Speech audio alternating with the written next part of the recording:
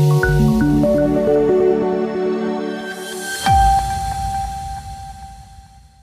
रक्षक सेना के राष्ट्रीय अध्यक्ष महामंडलेश्वर स्वामी प्रबोधानंद गिरी महाराज ने कहा कि अनिरुद्धाचार्य और प्रेमानंद द्वारा महिलाओं को लेकर की गई टिप्पणियां न केवल आपत्तिजनक हैं, बल्कि सनातन संस्कृति पर सीधा हमला। उन्होंने कहा कि किसी को भी इस प्रकार की अपमानजनक भाषा बोलने का अधिकार नहीं है। ऐसे व्यक्तित्व समाज को बांटने वाले होते हैं और सनातन धर्म की गरिमा को ठेस पहुंचाते हैं। स्वामी प्रबोधानंद ने मांग की है कि दोनों संत समाज में सार्वजनिक रूप से माफी मांगे और भविष्य में ऐसी पुण्यवती न हो, इसका संकल्प।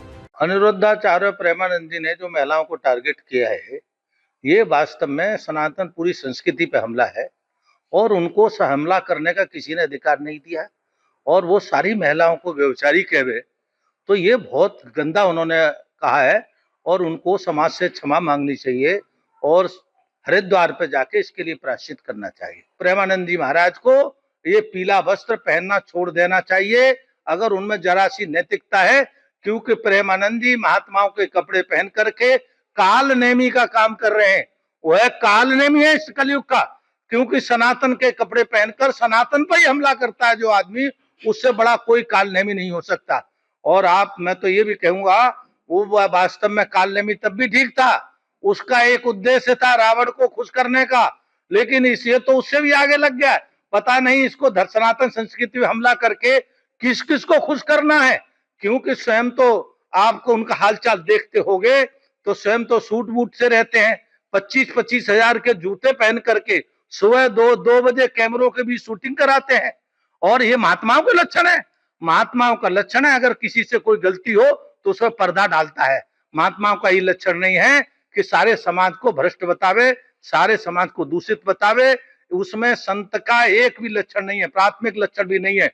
वह वास्तव में सच्चे रूप में कालनेमी है, धोखेबाज है, समाज के साथ अत्याचार करने वाला है और जितनी उसको संज्ञाएं दी जाए उतनी कम है प्रेमानंद को। और रही बात अनिरुद्धाचार्य की, अनिरुद्धाचार्य जैसे प्रेमानंद ड्रामेबाज है, कालनेमी है, और अनिरुद्धाचार्य तो वास्तव में ताली बजा के डांस करने वाला है।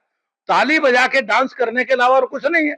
धर्म का ठेकेदार बन करके धर्म का हरण करता है, वह व्यापार करता है, लाखों करोड़ों की संपत्ति इकट्ठी करता है और महिलाओं को भ्रमित करके उनसे संपत्ति लेकर के और उन्हीं महिलाओं को अपमानित करता है।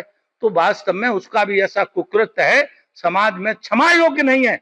भारत की एक एक सनातनी महिला को पकड़ के उसे और उसको सबक सिखाना चाहिए और उसको कथा बंद करानी चाहिए, ताकि